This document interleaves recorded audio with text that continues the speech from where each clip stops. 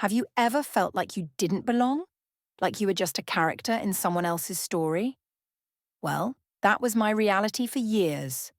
I was married to a man from a powerful family, and no matter how hard I worked, no matter how much I gave, I was never truly accepted. This is the story of how I learned to stop trying to fit in and instead took control of my own narrative.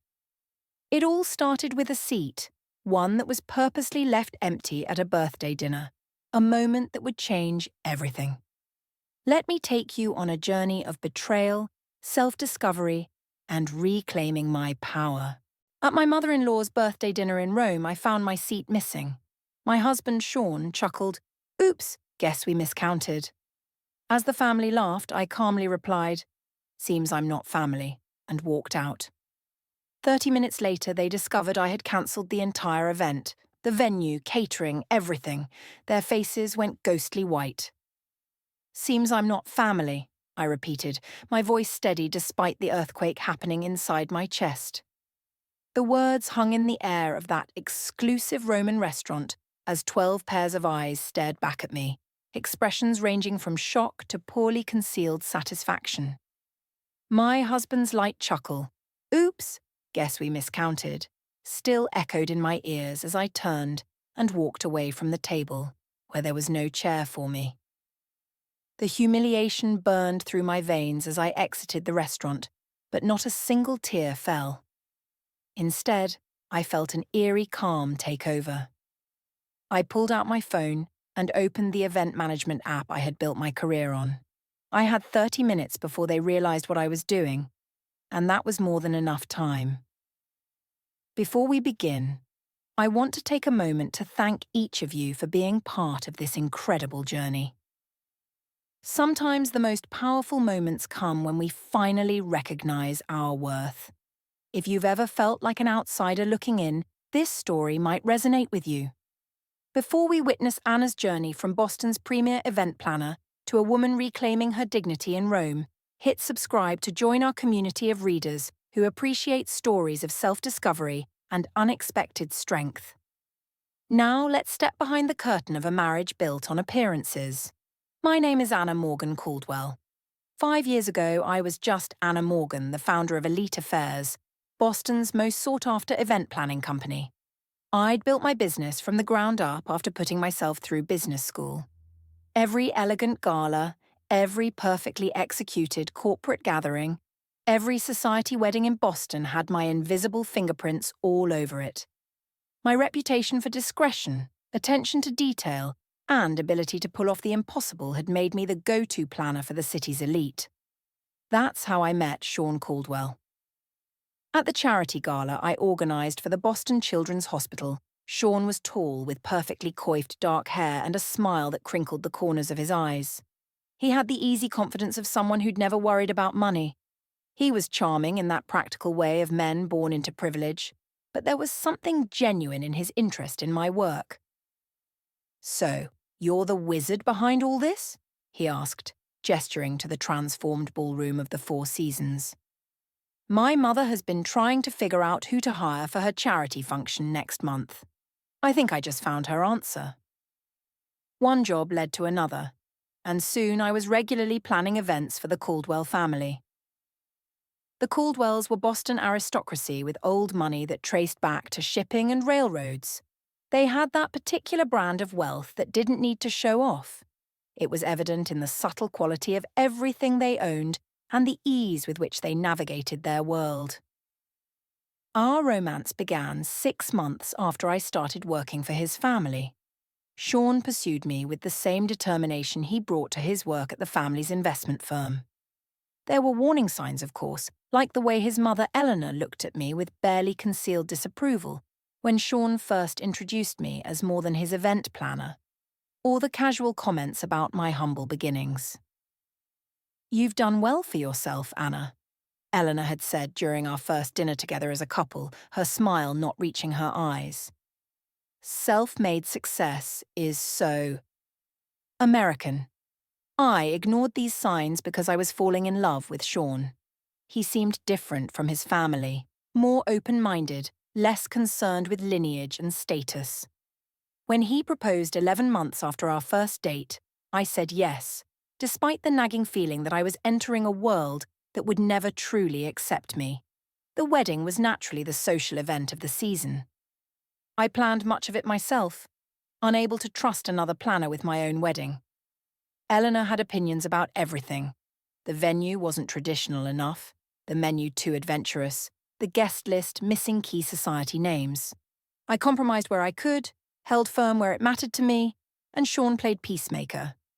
But I noticed he rarely contradicted his mother directly. After the wedding, the undermining became more systematic. Despite using my company for their events, the Caldwells constantly questioned my decisions, changed plans at the last minute, and took credit for my ideas. At family gatherings, my opinions were solicited, then dismissed. My background in event planning was treated as a charming hobby rather than a successful business. "Anna has such a good eye for these things," Eleanor would say to her friends, patting my hand condescendingly. "It's almost like having a personal party planner in the family." Sean never defended me. He'd shrug and tell me later, "That's just how my mother is. Don't take it personally." But it was personal, and it got worse as the years passed. The opportunity to plan Eleanor's 70th birthday in Rome should have been my crowning achievement. A week-long celebration in the Eternal City, culminating in a dinner at a Michelin-starred restaurant overlooking the Colosseum. I threw myself into creating the perfect event, leveraging every contact I had in the industry. It was during this planning that I discovered the first cracks in the Caldwell facade. The deposits for venues were delayed. Vendors called asking about payments. When I mentioned it to Sean, he brushed it off, saying the family accountant was just being cautious with international transfers. But I saw the statements accidentally left open on his laptop. Investments gone bad, properties mortgaged to the hilt, lines of credit maxed out. The Caldwell fortune was dwindling fast. Still, I kept planning, using my own company's credit line to secure deposits when needed. I told myself it was temporary, that Sean would explain everything once the birthday celebration was behind us. Then came the morning of our flight to Rome. Sean was in the shower when his phone pinged with a message. I never checked his phone. I'd always respected his privacy, but something made me look that morning. The message preview from V was clear on his screen. "Can't wait to see you in Rome. Have you told her yet?" My fingers moved without conscious thought, opening the message thread with Vanessa Hughes, Sean's college girlfriend, the woman his parents had always adored, the woman they had expected him to marry before he met me. The messages went back months, plans made, a future discussed, and yes, a baby. Their baby due in 4 months. I took screenshots, forwarded them to myself, then deleted the evidence from his phone. I packed my bags, plastered on a smile, and boarded the flight to Rome with my husband and his family. Now, standing outside that restaurant in Rome, I made my choice. I wouldn't confront Sean before dinner. I would let events unfold, and when they did, I would be ready. Our flight landed at Fucino Airport just as the golden Italian sunset painted Rome's skyline. I'd arranged private transportation for the entire Caldwell entourage. Sean's parents, Eleanor and Richard, his sister Melissa with her husband Grant, his brother Thomas with his wife Claire, and 2 sets of aunts and uncles. The convoy of sleek black Mercedes vans waiting at the terminal should have impressed them. Instead, Eleanor's first words stepping off the plane were, "I thought I specified the hotel cars, Anna. These seem rather generic." I bit my tongue, as I had countless times before. "The hotel had a scheduling issue. These are actually from Lux Transport. They service most of the diplomats in Rome," I explained. My words fell on deaf ears as she was already discussing something with Richard, their heads bent together in that conspiratorial way that always excluded me. At the Hotel di Russi, we were greeted with the 5-star treatment I had meticulously arranged. Champagne flowed in the private lounge, while bellhops whisked our luggage away. I had spent months ensuring every detail was perfect. From selecting suites with the best views to arranging welcome baskets filled with Italian delicacies, and even crafting personalized itineraries for each family member. Eleanor barely glanced at the itinerary before tossing it aside.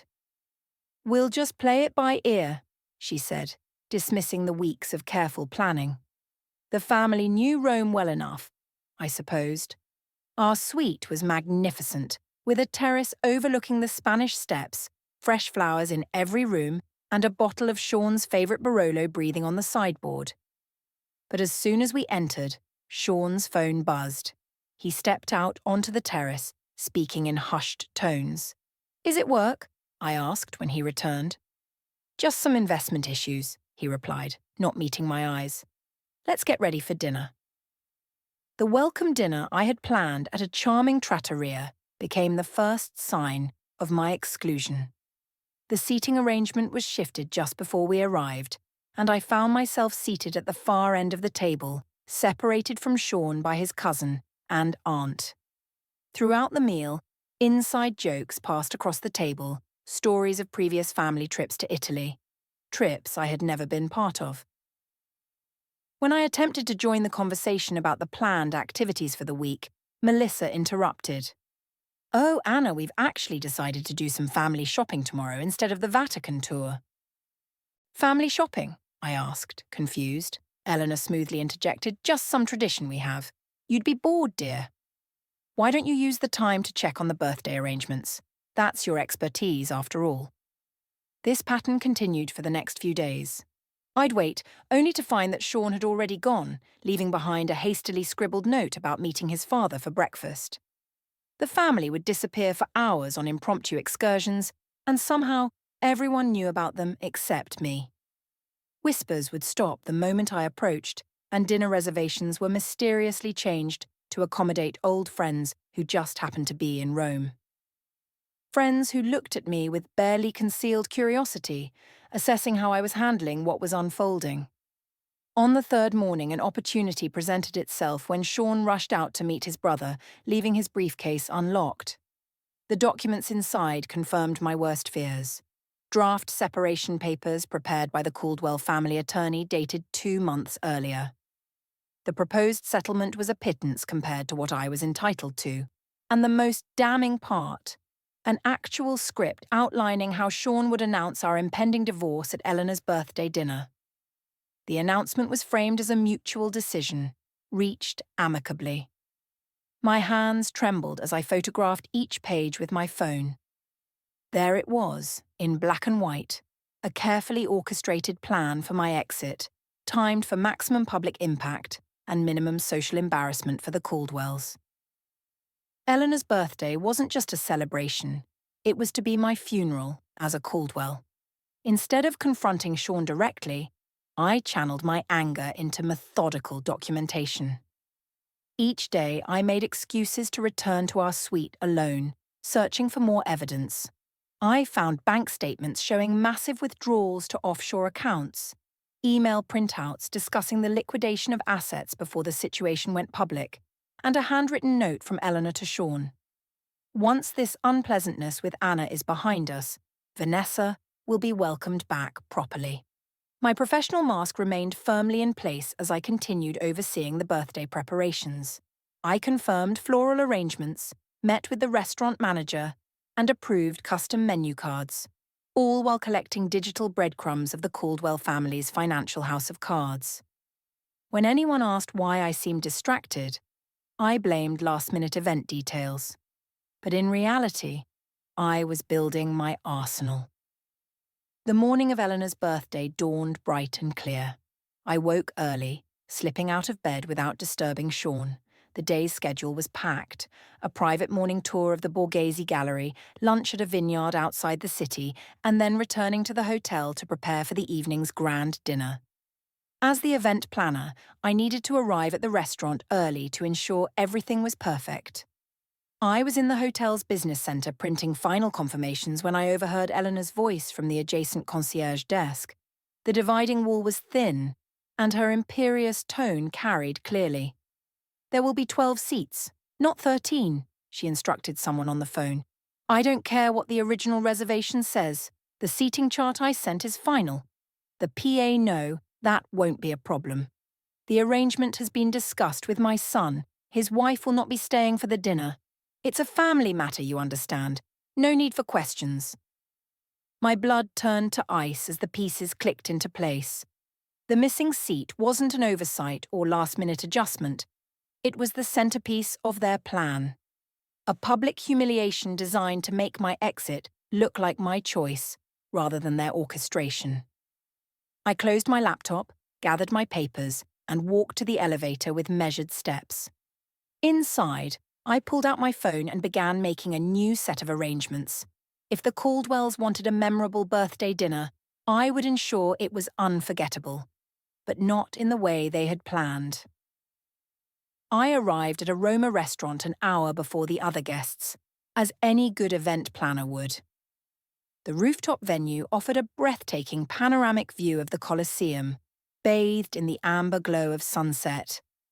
I personally inspected every detail, from the hand-calligraphed place cards to the arrangement of Eleanor's favourite white peonies and roses.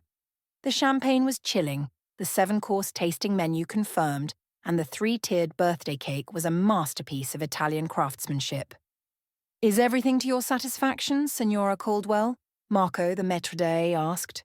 "Perfect," I replied, knowing this would be the last event I would plan for the Caldwells. Despite everything, my professional pride demanded nothing less than excellence. I returned to the hotel to change into the midnight blue Valentino gown I had purchased specifically for tonight. As I applied my makeup with steady hands, I studied my reflection. 5 years of trying to fit into a world that was determined to reject me had taken its toll, but not in the way the Caldwells might have hoped. Instead of breaking me, they had only hardened my resolve.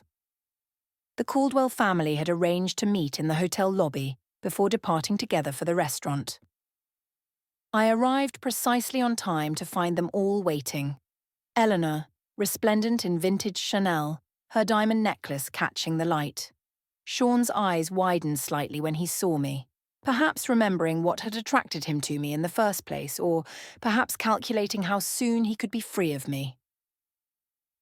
"Anna, darling, you look lovely," Eleanor said, air-kissing my cheeks.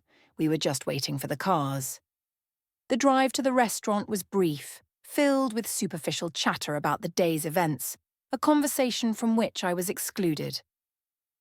As we ascended in the elevator to the rooftop, Sean placed his hand at the small of my back, a gesture that once felt intimate but now seemed merely performative, meant to impress the elevator attendant. The doors opened to reveal the breathtaking terrace I had designed, now transformed into a chic dining space under the stars. The Colosseum stood in the distance, bathed in light, a symbol of both grandeur and the inevitable collapse of empires. How fitting. Eleanor entered first, receiving an enthusiastic round of applause from the waiting family members. One by one, they moved to the large round table I had specifically chosen, a table meant for 13. I followed behind Sean, who moved purposefully to his assigned seat beside his mother. When I approached the spot where my place card should have been, I found nothing. No chair, no setting, no acknowledgement that I even existed. For a moment, I froze. It was the perfect tableau of confusion, while around me the conversations continued, and everyone took their seats, deliberately avoiding my gaze. The staff member who had confirmed the seating arrangements just hours before looked uncomfortable, but said nothing. "Is something wrong?" Eleanor asked innocently, her voice just loud enough for everyone to hear. "It seems there's been a mistake," I said, my tone calmer than I felt. "My place setting is missing." The drama unfolded exactly as they had planned. Furrowed brows, exchanged glances, and Sean half rising from his chair in a display of concern that didn't reach his eyes. "That's odd," Melissa remarked, examining the table. "Did someone count wrong?" Richard cleared his throat, suggesting it might have been a miscommunication with the restaurant staff. Then came Sean's line, delivered with practiced ease, making my skin crawl. He chuckled, and I almost couldn't believe what he said. "Oops, Guess we miscounted. The family laughed, but not with the warmth of genuine amusement, more like people sharing an inside joke. In that instant, I saw everything clearly. The calculated humiliation, the public setting designed to avoid a scene, the groundwork for the story they would tell later about poor Anna, the unstable wife who couldn't handle Caldwell family life. I looked around the table, taking in the faces. Eleanor, smug behind her birthday smile. Richard, uncomfortable but complicit. Melissa and Thomas, amused by the spectacle. Their spouses, slightly ashamed but too passive to object. And Sean, the man who had once promised to stand by me against the world, watching me with detached curiosity as if I were some experiment. I could have caused a scene. I could have demanded a chair, exposed their plan in front of the staff, and created the kind of public uproar that would become family law for generations. That was what they expected. Eleanor would comfort Sean over his unstable wife, and the divorce narrative would write itself. Instead, I straightened my back, lifted my chin, and said the words that would begin my reclamation of power. Seems I'm not family. 4 simple words, devastating in their truth. The smiles faltered, and Sean's expression shifted from smugness to uncertainty. I had thrown off their script. I'll see myself out, I added, turning away with the dignity that had always been my armor throughout our marriage. Anna, don't be dramatic, Sean called after me, another line from their playbook. We can fix this. I didn't respond. I walked through the restaurant, nodding politely to the staff who had witnessed my humiliation in the elevator. By the time I reached the street, my hands had stopped shaking. I found a small cafe across from the restaurant that offered the perfect vantage point. I ordered an espresso and took out my phone. This was the moment I had prepared for, the 30 minutes of freedom while the Caldwells congratulated themselves on successfully ejecting the unsuitable Moore's wife. First, I sent a prepared email to Marco, the restaurant manager, with instructions we had agreed upon as a contingency. I attached proof of my authority as the account holder and event coordinator, along with confirmation of immediate payment reversal. Next, I made calls to cancel all the arrangements I had made: the vineyard reservation for tomorrow's lunch, the private Vatican guide, the yacht captain for the Amalfi Coast excursion, and the villa in Tuscany for the final weekend. One by one, I cancelled everything, transferring the deposits back to my business account with each cancellation. With every call, I felt lighter. The emails from Sean began arriving. At first, they were annoyed, then confused, and as the reality of my tactics sank in, they grew desperate. I ignored them all. 28 minutes after walking out of the restaurant, I finished my espresso, paid the bill, and prepared for the final act. I stood, smoothed my Valentino gown, and crossed the street back to the restaurant. This time, I entered through the service entrance, a route I had made sure to familiarize myself with earlier. Marco greeted me with a concerned look. Are you sure about this, Signor Caldwell? It's unusual. I'm absolutely certain, Marco, and I appreciate your discretion, I said, handing him a sealed envelope. This contains proof of the payment reversals and the cancellation of my company's guarantee for tonight's expenses. The Caldwells will need to provide a new method of payment to continue their dinner. Marco nodded gravely. In the event planning world, relationships were everything. I had worked with Marco on 3 previous occasions for other Boston clients visiting Rome, and he owed me favors. Despite his reservations, professional courtesy dictated he comply. When should I inform them? He asked. I'll text you in 5 minutes. I'd like to observe from somewhere discreet. He guided me to a small alcove near the kitchen entrance, with a perfect view of the Caldwell table. They were in the middle of toasting Eleanor, their champagne flutes raised high, faces glowing with self-satisfaction. The first course had just been served, the imported Ostra caviar Eleanor had specifically requested. It had been almost too easy to dismantle Eleanor's birthday celebration. Most high-end vendors in the hospitality industry operate within a network of mutual trust. As the event planner who made all the arrangements and whose company credit line secured the deposits, I had the authority to make changes. The digital trail of emails, contracts, and payment authorizations all bore my name and signature, not Eleanor's or Sean's. My phone vibrated. Sean's messages came in rapidly, each one more urgent than the last. I didn't respond to the first few, but the next one made my phone buzz again. The hotel just called. Our reservation for tomorrow night is cancelled. What's going on, Anna? This is ridiculous. Call me immediately. This is not funny. Fix it now. I ignored him and instead texted Carmen at the Villa Borza, where the family was scheduled to stay during the Tuscany part of their trip. Carmen confirmed the cancellation, sending her best wishes and letting me know that the substantial tip I had given her staff would be refunded to my business account separately. Then my phone vibrated once more, and Sean's messages flooded in again. The hotel just called. Our reservation is cancelled for tomorrow night. What are you doing, Anna? This is ridiculous. Call me now. This isn't funny. Fix this immediately. I ignored his calls and texted Marco to proceed. From my hidden vantage point, I watched Marco approach the table with two staff members. He leaned down to speak with Richard, who was seated at the head of the table, across from Eleanor. The family was still eating, paying little attention to the disruption at first, but Richard's expression changed quickly, from polite interest to confusion, and finally, to alarm. He pulled out his wallet and began speaking more animatedly to Marco. The manager shook his head, showing Richard something on his tablet. By now, the entire table had noticed the interruption. Eleanor set her fork down, her poised demeanour starting to show the first signs of tension. Sean, his eyes glued to his phone, must have been reading my message, which explained exactly what I had done.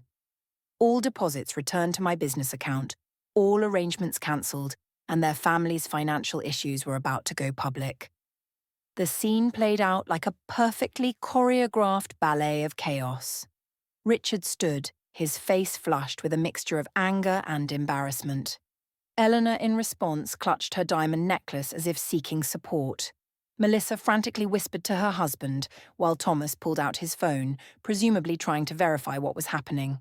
But Sean, unlike the others, fully understood the gravity of the situation.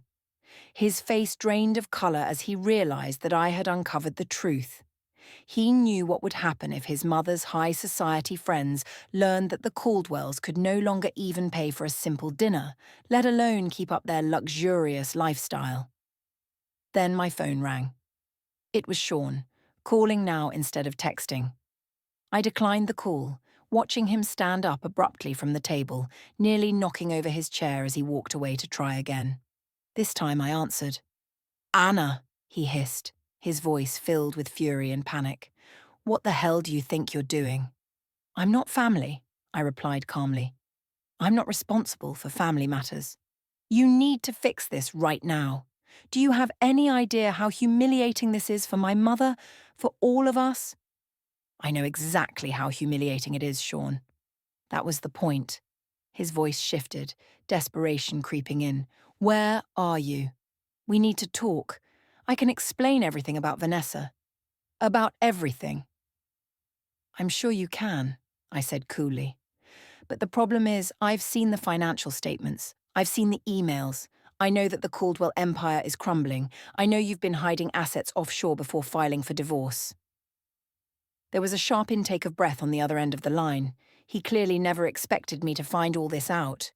He had underestimated me, just like his family had from the beginning.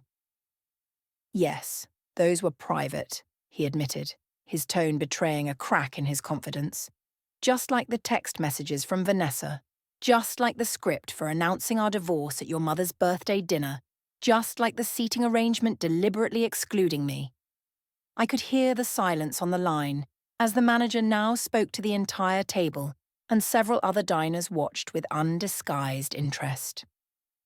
The Caldwell family's humiliation was becoming a public spectacle, just as they had intended for me. "Anna, please." Sean's voice now lacked the aristocratic tone it once had. "You don't understand what this will do to us." "I understand perfectly," I replied. That's exactly why I did it. We can work this out, he said, desperation creeping into his voice. Come back to the hotel. I'll meet you there in 20 minutes. No, Sean, I don't think we can work this out, I replied, ending the call. I stepped out from my hiding spot, ready for my final appearance. As I approached the table, 12 pairs of eyes turned to me, some angry, some fearful, all disbelieving. Eleanor spoke first, her voice trembling with fury. How dare you ruin my birthday? I smiled, a strange sense of calm filling me. I learned from the best, Eleanor. After all, isn't this exactly what you planned for me? A public humiliation, a dramatic exit. The only difference is, I changed the ending. Richard stood, his face contorted with anger. This is outrageous. You had no right. I had every right, I interrupted. Every contract, every reservation, every arrangement was in my name, or my company's. I simply made some adjustments. When Sean divorces you, you get nothing, Melissa spat. You're wrong, I replied, locking eyes with Sean. I have copies of everything, the offshore accounts, the hidden assets, the fraudulent business dealings. I'm sure the IRS will find it all fascinating. Their faces turned ghostly pale as the full implications sank in. In that moment, I felt no triumph or vindication, only a profound sense of liberation. I turned and walked away from the Caldwell family for the last time. The next morning, I upgraded to first class on a direct flight to Boston, using the points I had accumulated while planning the Caldwell family's previous vacations. The irony was not lost on me. Behind me, I left a family in crisis, their facade crumbling in real time. Through the hotel concierge, I learned that the Caldwells had used Eleanor's vintage Bulgari bracelet as collateral to pay for their dinner, while they awaited a wire transfer. By morning, word had spread through Rome's high-end hospitality network that the once illustrious Caldwell family was having payment troubles. The remaining vendors I hadn't personally cancelled began requesting upfront payments instead of promises. My phone was flooded with messages, some threatening, others pleading. I read them during my layover in London, sipping Earl Grey tea in the British Airways lounge. Richard wrote, "This is actionable. Our lawyers will contact you." Melissa's message was clear. You've made the biggest mistake of your life. Thomas seemed bitter. Did you really think you could humiliate our family without consequences? But it was Eleanor's message that cut deepest. I always knew you were common. This vindictive display only proves what I've said all along. However, it was the series of messages from Sean that truly revealed the unravelling of the family. First, you have no idea what you've done. My father had a minor heart episode. Is that what you wanted? The Prescotts and Whitmores saw everything. Do you know what this means for our standing? Then he added, later, the hotel is demanding payment for the entire week up front. They say all guarantees have been cancelled. His final plea was more personal. Please, Anna, I need to talk to you. It's about more than us. I chose not to respond to any of them. Instead, I forwarded all the financial documents I'd gathered to my lawyer with instructions to keep them secure until needed. If the Caldwells pursued legal action, I would be prepared. Once I arrived back at my home, a Beacon Hill brownstone, I hired a moving company to pack up my belongings. I took only the things unquestionably mine: clothes, jewellery I'd bought myself, my first edition books, and artwork I'd acquired before marrying. Everything else, including wedding gifts and shared purchases, I left behind. I wanted no ties to the Caldwell family's deceit. 2 days later, the Boston Globe ran a small article titled "Investment Group Faces Inquiry," mentioning financial irregularities and investor questions. While it didn't make front-page news, it stirred up ripples in Boston's social circles. Shan showed up at my new apartment unannounced 1 week after I returned from Rome. He looked unkempt, the polished veneer of privilege gone, replaced by desperation. "You need to come home," he said when I opened the door. This has gone far enough. I didn't mince words. This isn't a negotiation tactic, Shan. This is divorce. He stepped inside without invitation, running his hands through his dishevelled hair. The SEC is looking into my father's accounts. 2 board members have resigned. Mom had to cancel her charity gala because 3 major donors pulled out. Sounds like a Caldwell family problem, I replied. Not mine. It's your problem if I go down with the ship, he shot back. We're still married. My debts are your debts.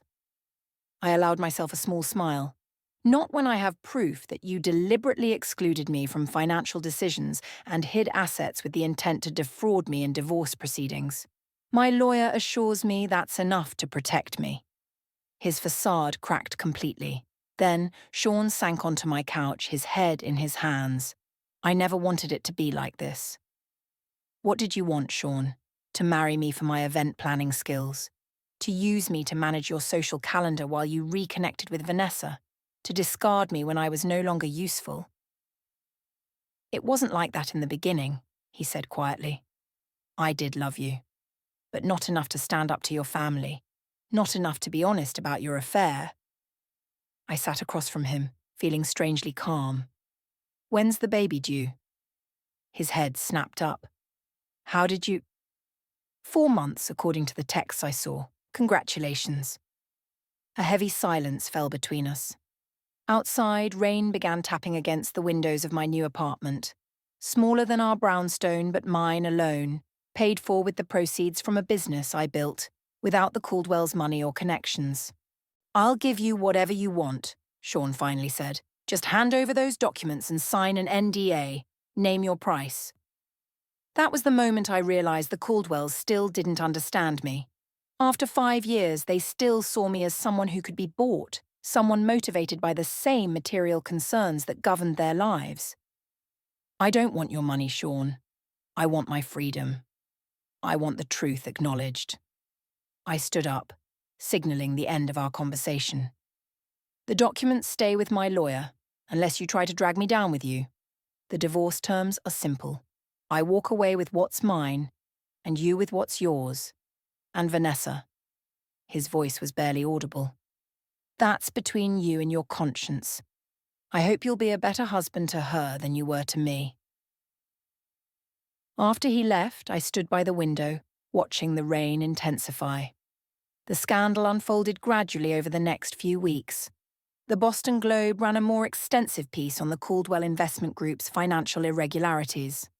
Longtime clients quietly withdrew their portfolios. Eleanor's position on 3 prestigious charity boards became emeritus instead of active. Vanessa's pregnancy became public knowledge when she was seen at her obstetrician's office, wearing an engagement ring.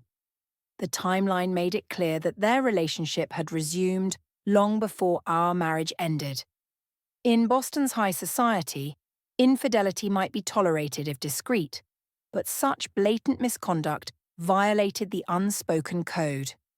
My business thrived despite, or perhaps because of, the scandal. Clients who once looked down on me now appreciated my discretion and integrity. The story circulating wasn't about a woman scorned, but about a professional who refused to be used and discarded. 6 months later, I received an invitation to bid on planning Eleanor Caldwell's next charity event. When I opened it, I laughed out loud. Apparently, desperation had overcome pride. I politely declined, citing a full schedule. The divorce was finalized without drama. The Caldwells focused on salvaging their reputation and finances, agreeing to my terms without argument. Sean and Vanessa married quietly, their daughter born 2 weeks later. I didn't send a gift. On the 1-year anniversary of that night in Rome, I found myself planning another event in Italy, a celebrity wedding on the Amalfi Coast. As I stood on a terrace overlooking the Mediterranean, phone in hand and vendors at my command, I realized something unexpected. I was happy. Not despite the collapse of my marriage, but because of it. The Caldwells had tried to make me feel small, to reduce me to an accessory in their grand narrative. Instead, they had inadvertently freed me to reclaim my story. In losing what I thought I wanted, I had found what I actually needed. Not acceptance from a family determined to reject me, but the courage to reject a life built on appearances. I raised my glass to the setting sun, toasting the missing chair that had shown me exactly where I belonged.